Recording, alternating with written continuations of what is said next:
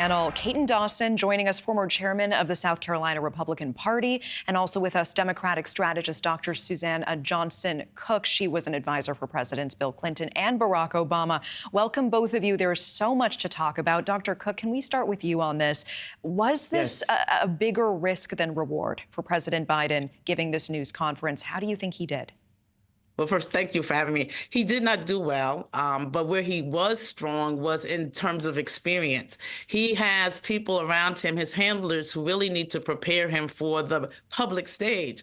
I was a diplomat, and so whenever we were going to another country, they gave us what we call murder boards, so that every question that they thought was a hard question, they gave us to answer. He needs that at this time. Right now, they're filling his head with so many different issues that he really can't think it through. So it is not good. It, like previously said, the problems are magnified because it's a bigger stage now. But the alternative is not a good one, and that's what concerns us. Caton, what do you make of the president's verbal slip-ups, mixing up names? Is this a sign of mental decline, or is this something we all do and par for the course, what we've seen from Biden from years now?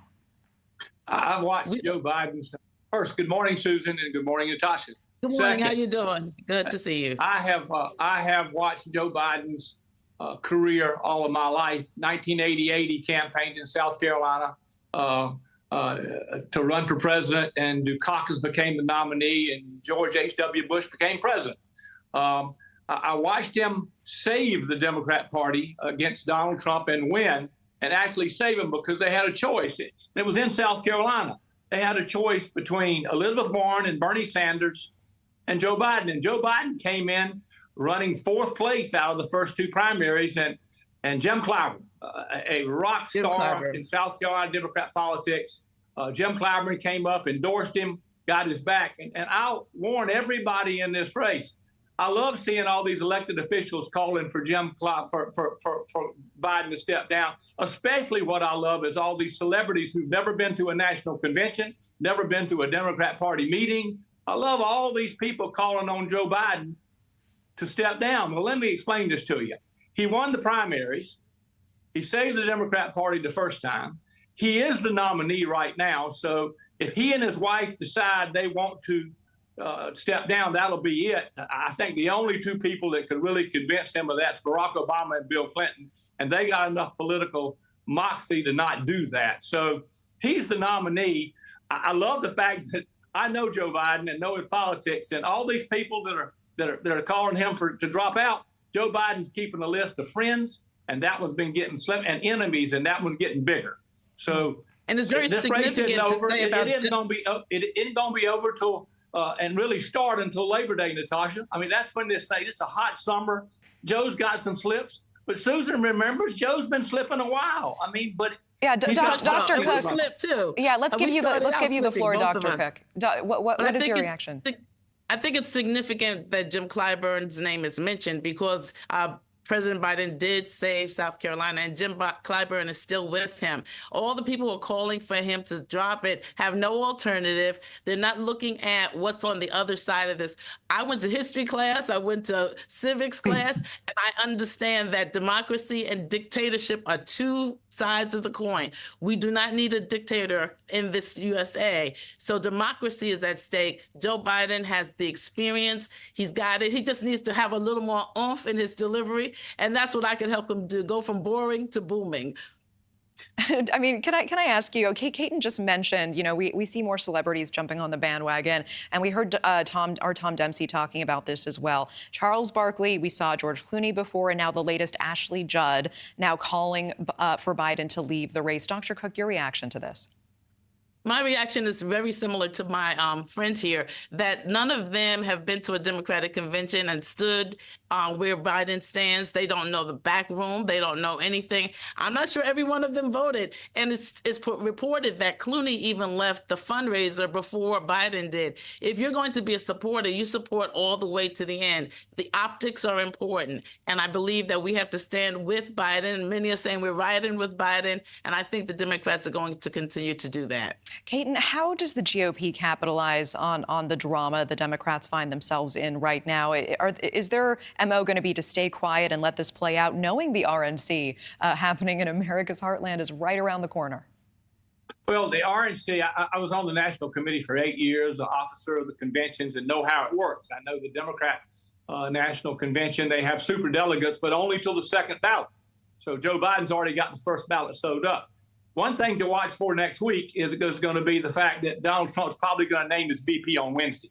They've changed the rules. A lot of rules they've changed. That disturbs a lot of people. But again, nobody really cares about these national committees because they're not on them, but they are part of this process. I think the fact that these celebrities and all the left-wing liberals are coming out and saying, let's kick Joe off because they hate Donald Trump, that plays in our favor. I'll be voting for Donald Trump. I was with Nikki Haley for a year and a half, found her when she ran for governor. But my point is, that just plays into our hands, and I really appreciate it. I appreciate him continuing to call on him to step down, continuing to insult him. It's his choice, but then he's going to get Kamala Harris, and let's see what happens there. I don't think Joe has to leave. I don't think his wife wants to leave, and they ought to just move on and figure out how to try to beat Donald Trump. Donald Trump's going to be very, very hard to beat, y'all. Yeah. He is. Okay, let's not he forget has been that. doing this. He's been doing this for 4 years. Dr. Cook. Mm-hmm. I'm sorry, Kate, and don't forget we have a convicted felon on 34 counts versus an incumbent. We have a dictator versus democracy. We have fascism versus freedom. I think the choice is not just Joe Biden's and his family, but it's the voters' choice. Who do we want in there that's seasoned enough to help us stay on the front lines of democracy? And that's who we have to stand with. Dr. Cook, let me ask you about this, because we even hear Governor Gretchen Whitmer saying it would not hurt for Biden to take a cognitive test. Do you agree? Should Biden do this? Would that silence some naysayers so the party can come together and move forward here?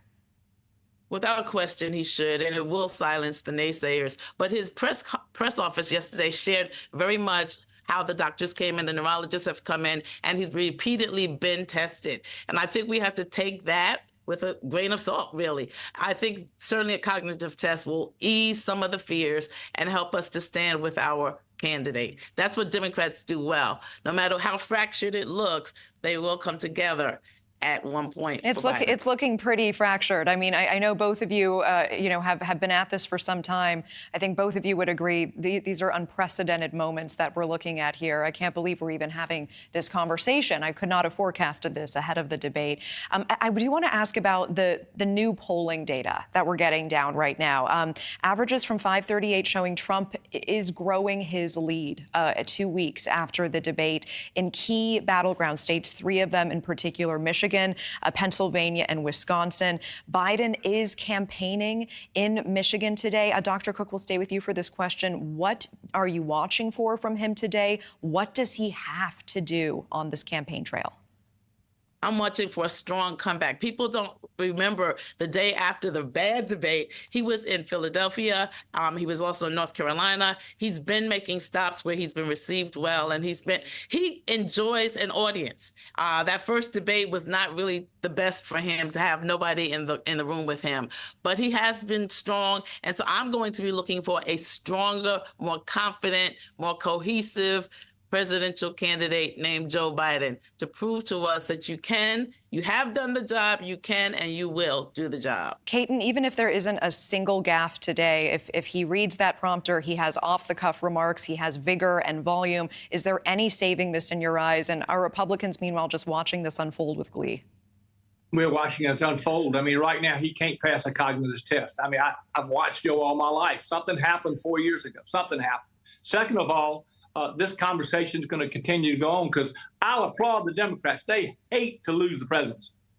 We love to win it, but we don't covet it like the Democrats. And Joe Biden is really the only chance probably to beat Donald Trump right now. If they change in midstream, the chaos is so big. So I'll tell you, I do think Donald Trump wins. I think the numbers are steady. I won't pay attention to the numbers till after Labor Day once football season and NASCAR starts and people get their deflections. So it's going to be a sprint. And Joe has to back on his game. I don't think he can, but he has the chance. I appreciate the conversation today. Caton Dawson, Dr. Susan Johnson Cook, thank you both for your time. Thank you so much. Glad to be with both of you.